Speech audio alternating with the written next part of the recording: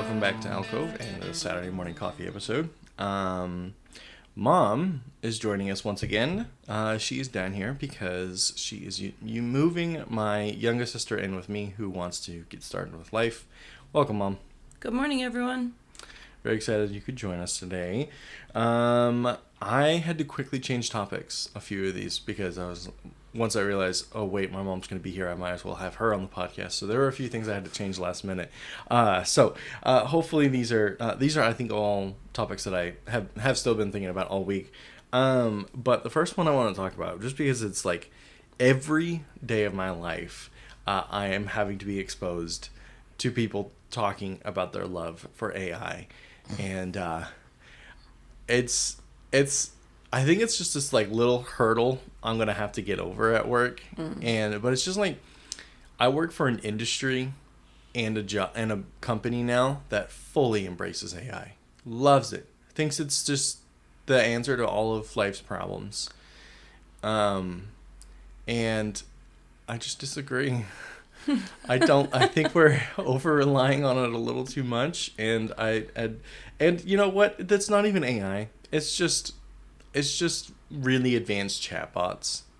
So I'm getting over it. How are you feeling about AI? So as somebody who like struggles to find the words sometimes, or to make it sound a little bit more professional or adult, I've found AI to be amazing. I don't use it very much in my college classes because I've been sternly warned and I don't ever want to be considered to be cheating, but I definitely use it. Like, I throw it out there for suggestions. I throw it out like, how can I reword this? And then it will give me like a really adult version of how to word something. And I know that doesn't sound like me, but it gives me great guidance on where to go with it. And I threw it out for your sisters on a couple of things, like your youngest sister who's just moving in with you. She's filling out a resume. I'm like, listen, let's throw it into ChatGPT. Let's tell it what it needs. Let's read it, and then let's rewrite it. So in that purpose, like, oh, it's been a lifesaver for me. I really enjoy it. Now they're introducing AI at work, and I hate it only because I can see the potential that it will take jobs. So therefore, I'm like, I just don't know that I'm loving it in that sense. So We'll see. I mean, there's potential to it too. It is cutting down errors of like people that are in call centers and using the AI and throwing, because the AI is being attached to what their documentation is. And so there's a lot that can be said where you're reducing the amount of errors, like especially if you're talking on the phone. I work in the healthcare, and if you're talking to somebody on the phone and you're giving them, their health benefits, you don't want to tell them the wrong thing first, because they'll go get services they can't. Actually, the insurance won't cover. But then second, you're going to get an angry caller coming back and saying, well, you told me. Well, in our company, if that's true, then we have to turn around and pay what we said we would. So it could potentially cost a lot of money. So getting things accurate in that sense, there's some good stuff. Okay, fair enough. It's not that I don't think there's any like good uses for it. I just think that we have, as a society, perhaps too rapidly adopted AI without there's something's really going wrong. Considering the issues here. And I think, I see some people overreacting, like your college. I was taking classes there too, and their response to so many CS students, computer science students, using AI was to go, well, we're just going to have you handwrite all of the code for your exams now. Oh, wow. I'm like, are you insane? You know how much time that takes? Because they're so worried about people cheating? Yeah. Wow. You know how much time it takes to handwrite the most basic program compared to typing it? Yikes. I'm like, what are you talking about? And you can't even, if it's handwritten, the professor can't even, like, test it, Like, they can't run the program to see if there's an issue. You have to have to hope that the professor is correctly reading your program. So this kind of is going to age me a little bit, but this is what it reminds me of. When I was a kid in school and we had to learn math the long way, right? That was the way you learned math, is you had to write it out and you did it repetitively, and you learned math. And they said, you will never always have a calculator with you, therefore you can't use a calculator. Now you go take a math test, they give you a calculator. So right now, AI is new and they're like, no, you have to know how to do it. But guess what? I bet 5 years from now, you will always have AI or something of that sort. It won't surprise me at all.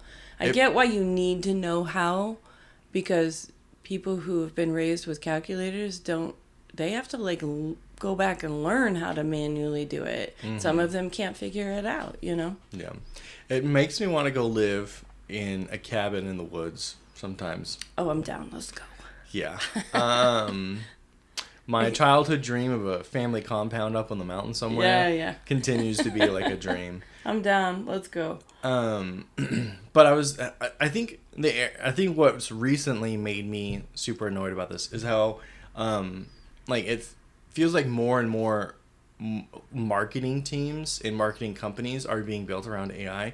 And I'm like, I kind of feel like maybe marketing, which is all creativity, maybe that one shouldn't be AI. Yep. Oh, in one of my business classes this last semester, that was something we were hitting pretty heavy. It was about AI being in marketing and the things that are missed and the skills that people need to have. But with using only AI, they're losing that skill. And without that skill, it's all great and dandy right now, but it's not going to last. I think like there's just such hard limitations on the creativity of an AI. I don't think they can make truly unique and truly engaging campaigns. Yeah. Like a human could. I just I mean, have you try even just remotely creative? I thought, okay, maybe I'll just, I'll get the ball rolling on I've been talking about getting a new name for this show. I was like, I'll get the ball rolling. Here's like all the like different aspects. Here's what you could include. All right, give me a long list of like potential names or something, just to help me get like the ball rolling and get over that little bit of writer's block I was having. And they were all trash. They were so bad, and so many of them were already like well established, known podcasts. So I'm like, I said original, and it has access to Google, Yeah. So it knows these podcasts, it can see them. It was very disappointing. Very disappointing. And then I'm just so over it. So over it. Too funny. Yeah. All right. So, talking about this point about where you are moving Emily in, and it's kind of a big change. I have been thinking about that because we've been talking about it for a couple weeks now. And so this week I've been thinking about inflection points in my life, or like lives I almost lived, and like things that took me on a different trajectory in life. And I thought it'd be fun to like share some of these ideas, talk about it. My first one is when I was a kid, I was growing up, I wanted to go in the military so bad to be like Dad.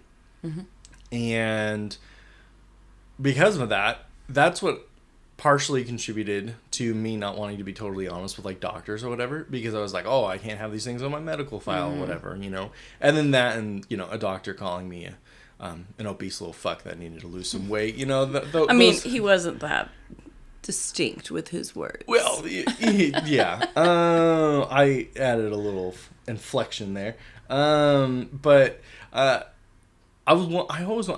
never talked to you about this, but what are some of those other points in your life where you almost led a completely different life? So honestly, like, I live like the most boring life for the most part. I do, just because I don't need a lot to be happy. But you asked me this question last night, so I had time to think about it. And here's something you may not even know about me. But when I was probably 15, 16, and 17, people are trying to figure out who they are, what they want to do. I had no way of knowing where I wanted to go. I knew that my home life was not what I wanted, and I wanted to get out as soon as I could. And so I actually had decided I was joining the Army. I took the ASVAB test.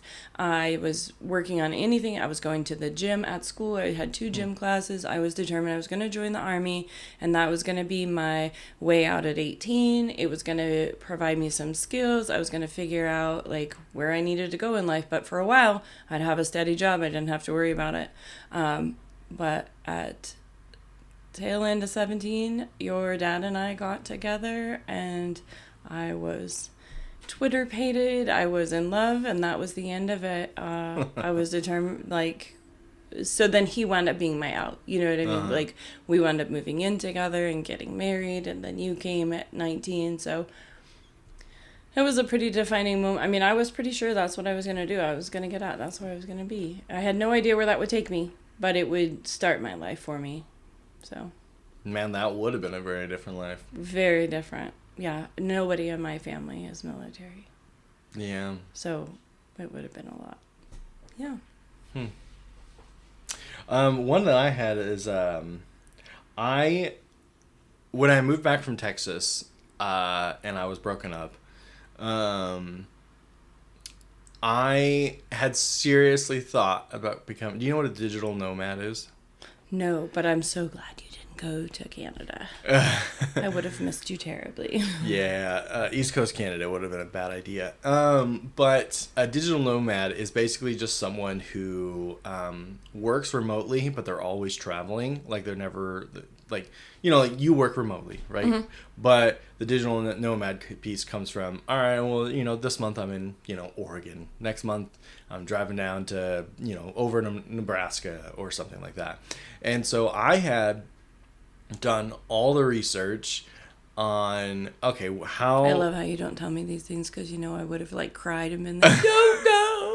Yeah. I had done all the research into getting a van. I had done all the research into modifying that van to be something to, like, live in, like a nicer van. Mm-hmm. Not like a family size van. I mean, like a more like a camper van. Yeah. Mm-hmm. I want one so bad. Like figuring out how to do like the internet connection. And just kind of figuring out, okay, what kind of job would I take? Like, what would I want to do? Like, what does that whole process look like? And I, almost, like, I was so close to, like, wanting to pull that trigger, like, fully and just being a digital nomad, driving off. Out of all four of you kids, you're probably the only one who could do it because you have to be a minimalist. Mm-hmm. And, you know, well, Em's not as bad. Your youngest sister, Emily, is not as bad. She has things, but not... I mean, she cleared out. She pulled a Michael, man. She was really going through her stuff like, I'm moving, you know. Paige would never make it as a minimalist. I don't think Cody could either. He's right on the verge. But I think that you could be like, okay, this is my space. How do I make it work? Mm-hmm. And then also just to be able to be on the road and to cook a meal and... you know, do the prep work in this small area. Yeah, you totally could have done it, and you would have loved it.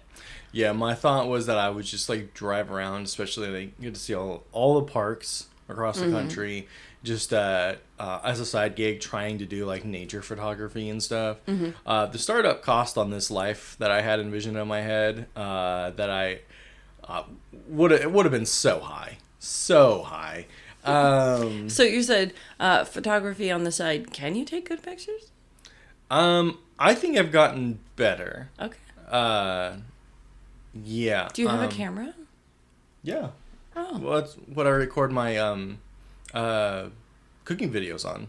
Oh, okay. I don't know. In my brain, you were just using your cell phone. Oh, no. Which was terrible plan, but, you know. Yeah, okay. This thing works really well. Tried to do some nature photography. Mm-hmm. Long distance, no-go. I need a much more powerful lens than what I have right now on it to do nature photography. But... Cool. Yeah. Okay. Sorry. Sidetracked. Yeah, no. Squirrel. And then, let's see, another one, very short-lived, but in college when I was trying to find myself, I thought I could be Indiana Jones. Right on. That's why I switched to anthropology. Yeah, you kind of jumped around a little. To this day, people would go, oh, well, what did he have a degree in? I'm like, I don't know, he's got a couple. I'm like, I couldn't keep up. A degree in uselessness is what I have. It's gotten me nowhere in life. It's like philosophy or something. Yeah, and so I double majored. So philosophy and political science. Yeah. And that is because another like literally when I say that, people go, oh. Yeah. Well, he could teach, and I'm like, yeah, he doesn't want to teach.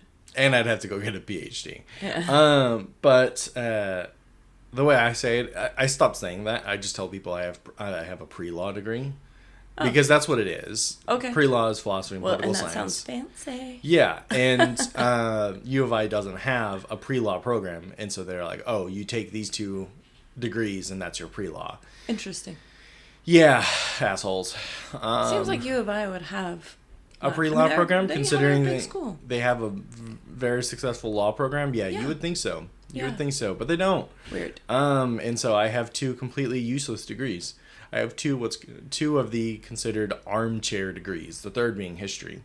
And so another life I almost lived was lawyer. A history degree. Yeah. I mean, I've learned to like it much more than when I was a kid. But when I was a kid, it was the one class. Like I was like, I don't know if I can pass this thing. Yeah. And then do you remember when you came home from, sorry, but do you remember when you came home from grade school and they were throwing out the history books because they were getting new ones? Yeah. And you were so sad that they would throw away history books. You brought home multiple copies of the exact same history book because you didn't want them to go to the trash and because you were so in love with history. You just thought it was the greatest thing ever. And I'm like, what are you going to do with 5 copies of the same history book? But you just couldn't bear the idea that they would throw it away because it was history. Yeah. I'm like, but it's the same book. A little bit of hoarder mentality in there, I think, somewhere. But I think we all have it a little bit. We just have to be careful. Yeah. So lawyer is another thing, and I revisited it briefly a few years ago before realizing, yeah, I'm just not about that hardcore work culture, you know? Yes. Yeah. Where you are choosing to make the job your personality in your life. Yes. And I think I have too many hobbies for that. Yeah. I think I like doing other things way too much. I feel like I kind of talked you out of lawyer because of that exact reason. Like you were pretty sure like that was a good role to go. And I said, okay, well, if you become a lawyer, let's look at what that looks like. I mean, you want to have a family, right? You want to get married. Well, how many hours does an attorney work? You know, we sat there and we talked about it. I'm like, 3/4 of their life is work, even when they're at home. So how are you going to be a family man that you want to be? Because you're going to be a great dad someday, but you're not going to have time if you're in that role. Like, it's going to be really tough. You're going to be always exhausted. And, I just felt like it would be miserable for you. Oh, for sure. Yeah. So I'm glad that one didn't happen. Do you want a funny one for me? Yes, please. Oh, gosh. You probably remember this. So I was about 32, and I was doing online dating, and which I highly recommend people do not do. It's very scary. But I did This was long before the apps came along. Yeah. Well, so I met this guy on the dating. We talked for quite a while via emails. Well, the emails finally led to, okay, I'll talk to you on the phone. We talked on the phone for weeks. Finally decided to meet. We met one time in person. He was very nice. Seemed very normal. We had a great time. Drove a regular truck. A couple weeks after that, he said, well, can I come to your place to meet your kids? And I said, you can't stay with me, but you can come. So he came to the town. He got a hotel. And seems pretty normal. He was there for 2 days. Mind you, the first time we met, we only knew each other for 2 days. He brought his grandmother's ring. And I was going to ask if this is the guy who proposed. Brought his grandmother's ring to propose to me. And I'm like, this dude's crazy. You just showed your true colors. He offered me, and he had money. Our world would have been nothing we had ever experienced. We wouldn't have wanted for anything. And while the ring was small, it was sentimental, it was his grandmother's or whatever, he was very heartfelt. He meant it. He offered me, like, listen, if you just say yes, I'll take care of you and the kids. We'll go get you a fully loaded brand new Escalade so you can drive the kids around. Like, he offered me all this stuff, and I'm just sitting there. And I ultimately did it the most chicken way I could, but I was so freaked out. Like, nobody does this. This guy's got to be nuts, right? So, like, I put his ring in his bag, and I sent him, I'm like, you have to go. I told him I needed time to think about it, which was totally a lie. I just needed him to go. I was concerned about how psycho he might be. Like, who does that? Yeah, like, well, just nobody does that, So anyway, I was freaked out. I sent him down. I did talk to him several times on and off throughout the years. He did find a girl much younger than him, and got married, and he was living a great life. So it turns out he wasn't that insane. I could have made you wealthy and comfortable, but he seemed a bit nuts to me, and I'm not sorry that I said no, because we had only been around each other for 4 days, My and he life should could have not been so have been much better. proposing. So I'm sorry that I took that from you, but I feel like it was a good plan. You just love to ruin my life every time I turn around. Yeah. No thanks.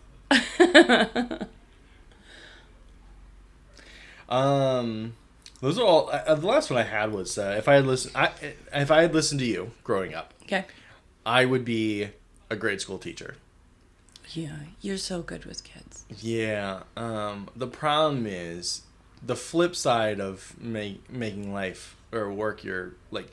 That's also one of those jobs where you kind of have to make it like your life, you know, and because you have to give up so much of your money right back into like just putting a classroom together, you know, that's inviting and healthy. For I the know they need kids. to make And- teaching much better for teachers, but I still think like you would have been an amazing teacher. Kids, Yeah, I would have been a loved kick-ass teacher. you.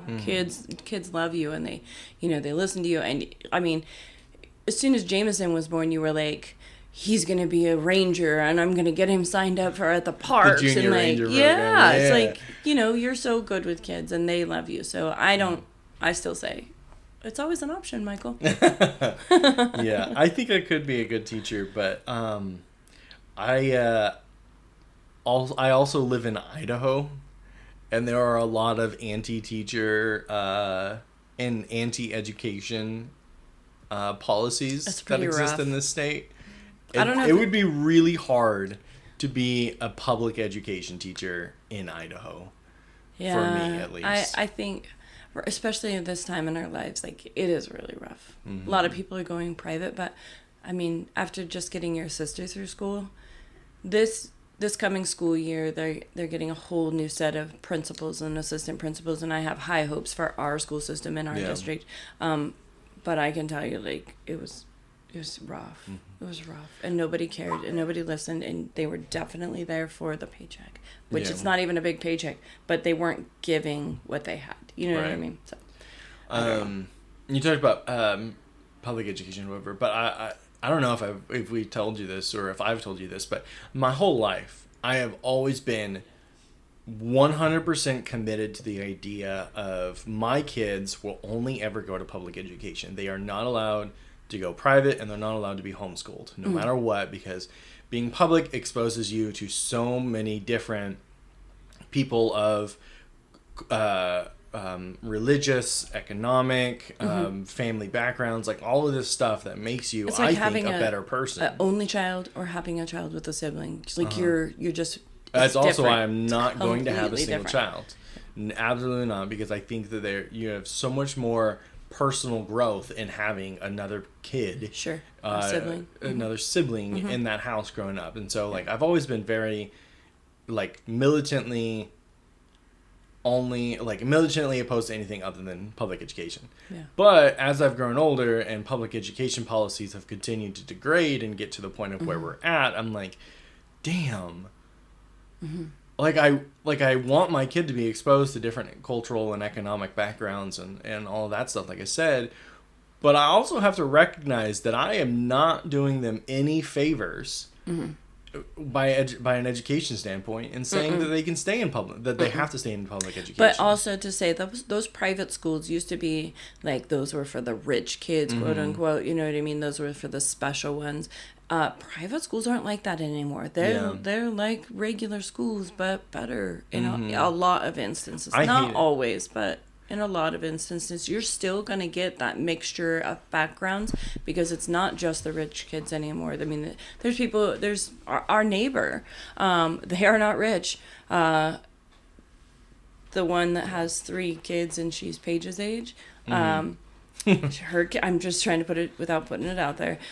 She obviously lives with her mother. She works, but she's got 3 kids and lives there. They don't have money. She just applies for grants to help pay for her school so that the kids can go to private school because it's smaller classrooms. It's she feels it's a better education. When there's bullying issues, somebody's actually stepping up and like looking into it, What which a is crazy awesome. thing. Crazy thing to happen. Yeah. I do want to make sure that it's clear, though, that even though I wouldn't want my kids to go to public education anymore, I still would always be happy to have my like property taxes or whatever taxes go to support public education. I don't want public education to go away. I think we're just in a rough patch and it will fix eventually. But I would be distraught at the state of America. Yeah. Not that I'm not already, but the idea of a public education system disappearing from the country is terrifying to me. Oh my gosh. And yes, so we just need to step up what's happening, and we need to better support our teachers, and we need to get teachers to better like their jobs, because and I get why they're frustrated, but then also like this is what you chose, so you knew coming into it that there was these struggles. So well, to be fair, in the last couple of years, I think those struggles have gotten I'm saying far like exacerbated. new teachers, people who's fresh out of college, like they're not naive. Yeah, I mean, you might be a little bit, but you would hope that they've been prepared. And I do think that we need to help our teachers out a lot more. But in saying that, we need to maybe guide our children a little bit better before they go to school too, because those teachers are dealing with some real troubled children sometimes. Yeah. You know, no discipline, no structure. And I can't even imagine. I mean, some of the stuff that kids will say and do to an adult, like just zero respect. So, I mean, I think it comes from so many different directions. Yeah, sure. I mean, it does. Any other alternative lives to share, Mother? No, this is my boring life. Oh, okay. Well, it's not boring. I mean, I'm in my, third year of college, and so, I mean, I guess life could have been different had I went to college when I was younger. We could have had more, but I didn't feel like it was the right time to go. So Okay. I think things happen exactly the way they're supposed to. Fair enough. Well, not to drag it down, but I did want to talk one last thing.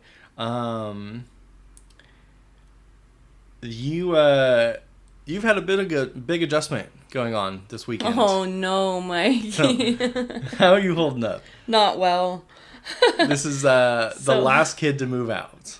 So, the last 2 weeks it's been a little bit more real. Emily's had some crying, and I tend to cry when I try not to cry in front of her because I don't want to make it harder for her. I've been her rock, her sole support, and while Lord have mercy, this was the hardest teenager I've ever seen in my life. And I cried a lot over the last 5 years. Compared to me, who was perfect. Well, I mean, you were much easier. One time I grounded you because I said I would, so I had to. But it was ridiculous, But it did prove a point, and you never did it again. But, this is... Emily and I, she was my buddy for everything. And then almost overnight, she became a rebellious preteen who rebelled insanely for the next 5 years. She was just angry and hostile, and we went through a lot. And nobody stood by her but me. And I just kept saying, so many times she said, just kick me out, just give up on me, Mom. And I was like, no, this is my job. Yeah. I am supposed to be here thick or thin, I'm here, man. So anyway, she's 19 now, and she's definitely coming around. She's an adult. We still have little moments, but they're so much better, and we're so much closer. She's back to my friend, and I get to be her friend now because she's 19, right? Yeah.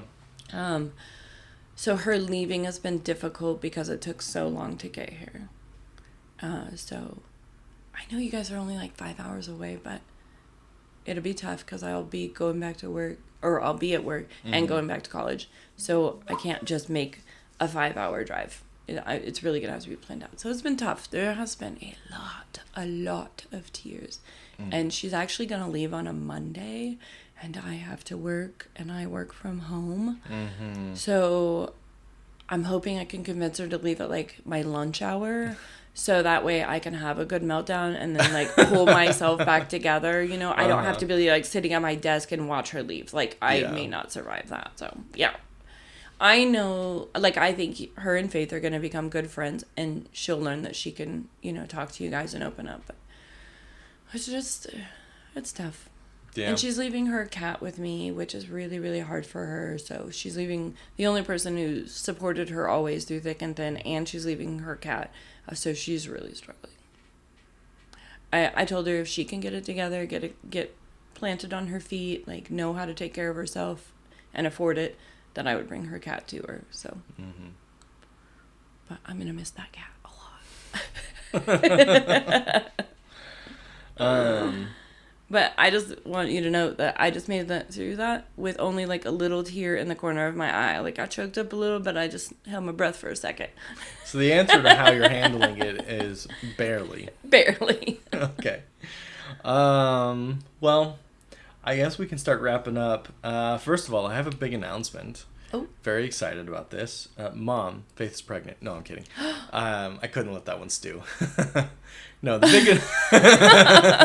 That would be messed up to tell you. I thought I wasn't going to supposed to cry. That was mean. That would be so messed up to tell you over the podcast. No, like all great changes in my life, this change came in an epiphany. I found the new name for this show. So starting in just a couple days after the release of this episode today, so probably like on Monday, this show will be rebranded, graphics, name and all, to the Sunny Side Up Morning Podcast. So just expect to see a different name in your podcast feed. Nice. I like and it'll be fully in effect next week. And I am very, very excited for this new show. The graphic I created, love it. Okay, Perfect well, for the a morning record, show. I have enjoyed Alcove because when I do think of it, and then I listen to your podcast, and you're just diving into deep spots of your brain, like just something new. So I thought that was very creative, but this is lighthearted and yeah, it'll be fun. and that's when this show started. That's what I wanted it to be. It was like just diving into these like little niches. Niche. I think it's niche. Whatever. Niche. The N. Oh, whoa! I almost said that wrong. Almost said like the N word, and I was like, oh no, that means something entirely different. Oh my god. Please don't. Yeah, no, it sounds awful, but I feel like I should just cut that part out. No, so like when the podcast started, that's what I wanted to be, niches, and it kind of quickly changed into, man, I really love doing a Saturday morning coffee show with friends or family or whatever and just talking about these topics. And then occasionally dropping some like deep dives or something. And so, but the further I've gone, like, it's just like I'm also running like this cooking channel, and the cooking channel takes so much time. So I don't have as much time to do all these like all this research. Like I'll do like 6 pages of notes and stuff, and the podcast ends up being like 10 or 15 minutes. I'm like, oh my god. But that frustration didn't really play into it. It's just like it takes a lot of work to produce very little content on here. Gotcha. And so I've just gravitated towards this casual setting. Well, I mean, it's nice to know you're not sitting here Googling your thoughts as you're talking. Yeah. Or AI. Yeah. And so I wanted to just kind of really lean into this being a morning show. So that's what I'm doing. I think there's still a couple things out there. Like I have been working with a guy who used to work at NASA to make a audio documentary. It's not your old high school teacher, right? No. This guy can actually confirm he once worked at NASA. I mean, there's documentation. It's been has it? It's definitely, there's been write-ups and everything of him. Okay. Well, this guy's just an not nice. Engineer, and I'm working on I guess this is accidentally an official announcement, but I'm working on a 25-year anniversary of the first habitation of the ISS, the International Space Station.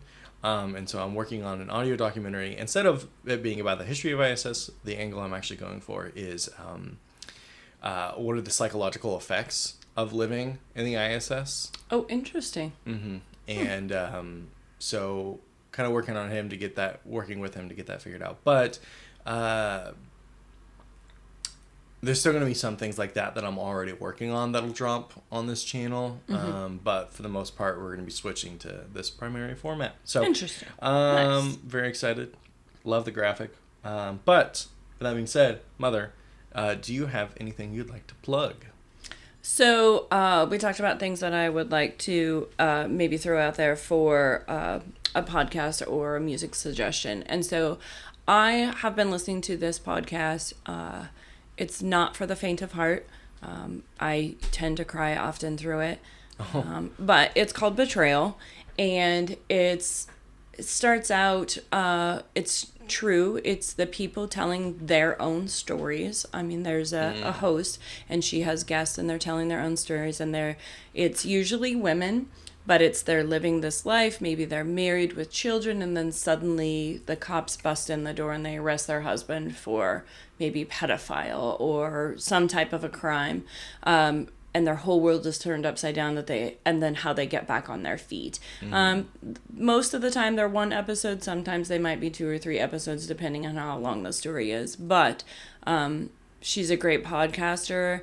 Her stories are they're true, honest people who what they've went through are giving, like, this is what happened. I had no idea, Anyway, I stumbled across it. I listened to the first one. I cried a lot because it is very tough.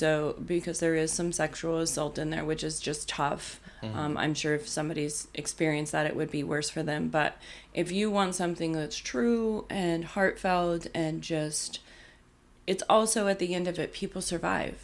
So at the very end of their story, they're on their feet and they're surviving. And so I just have myself really enjoyed it, and I think others should check it out if you're interested in that kind of thing.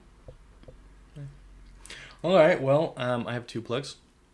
First up, did you say the name of the podcast? Yeah, it's Betrayal. Betrayal. Okay. My 2 are first, check out Canvas Apron, the YouTube channel. I've done some work to vastly improve the quality of the footage, and part of that is just having better lighting. And saying how much lighting will affect the quality. Crazy. But I have some big productions coming, like I said, like I mentioned in last week's episode. And now that we've got the lighting fixed out, I have a very fancy new microphone coming next week, which I'm very excited about. So anyways, lots of improvements there, so check that out. Nice. Second of all, I'm actually going to recommend a video game. Because this has been kind of like my obsession the last couple weeks. But the video game is called South of Midnight. Yes. Video games have been your obsession since this specific video game. This specific video game is something I've been obsessing about. And it's just a phenomenally well-written video game. The soundtrack is absurdly good. Every time one of the new song will play as you're like on a new level or something, I will just turn that TV max volume because it's just a phenomenal soundtrack. My obsession with video games starts and ends with Tetris. Well, and South of Midnight does a different world building than what I've seen anywhere else, in that it's heavily reliant on like Cajun and like deep South culture. So you've got like kind of like the Voodoo Man. You've got you've got bottle trees and how that's connected to sorrows and despair and all this and that. And so it's just so well done, and it's not like a setting or kind of like a vibe that I've gotten from any other video game I've ever seen. And so even Faith, who isn't really interested in video games, like she plays like Sims, and she plays like some other like real relaxing games with me. She's like the other day, she's like, so do you think you're gonna finish the game tonight? And I was like, I don't know, probably, if I have time. And she's like, I just really want to see the ending of this game. I really want to see what happens. And so it pulls you in. It's such a good game, so fun. And I just can't recommend it enough, I think, to people. It's a game that suffered because it's a black female lead character. And so because of that, it had a pretty heavy racist reception at when it launched. Jeez. And plus, female characters, like, they struggle when they're the main character of a video game. People, there's a lot of... It's a male-dominated hobby. Well, at least it's perceived male-dominated hobby. One of the funny thing, not really funny thing, awful thing, one of the biggest streamers out there, when this game released, he was like, well, maybe if her tits were bigger, that people would be interested in this game. Yeah. Oh my gosh. Yeah, it's pretty messed up. I'm laughing because it's just an uncomfortable and awkward. Yeah. So there's a lot of dumb things for this game to have not been received well, but now that all the haters have moved on to hating other games, amazing game. Love it. Good grief. Yeah. Sometimes people's brains are too small. I agree. Well, I think that wraps it up. Thanks Yeah. for joining us again, Mom. Thank you for having me. It was a good time. Okay. I'll be back in August. Maybe we can do one. Yes, I'm down. All right.